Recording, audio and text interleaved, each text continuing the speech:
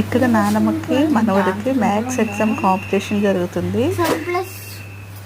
ఒక్క సమ్ ఏంటి, ఇంకో సమ్ చేయండి. 2 సమ్స్, ఒక 2-3 సమ్లు చేస్తే కరెక్ట్ కాదు చూస్తాం. మళ్ళీ పై క్వశ్చన్ కింద క్వశ్చన్ కలిపి రాసేయగలరు. ఇది చెయ్యండి, ఇది చెయ్యండి, డి చెయ్యండి, డి చెయ్యండి. మేము ఇచ్చినవి మీరు చెయ్యాలి, మీకు నచ్చినవి కాదు.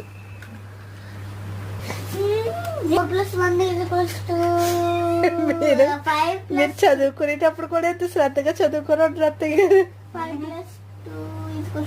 కరెక్ట్ గా ఎక్కిస్తున్నారా? అదే చూస్తున్నాను.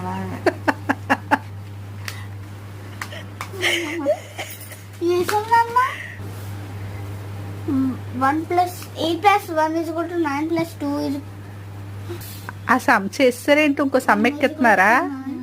సెకండ్ సమ్ అయిపోయిందా?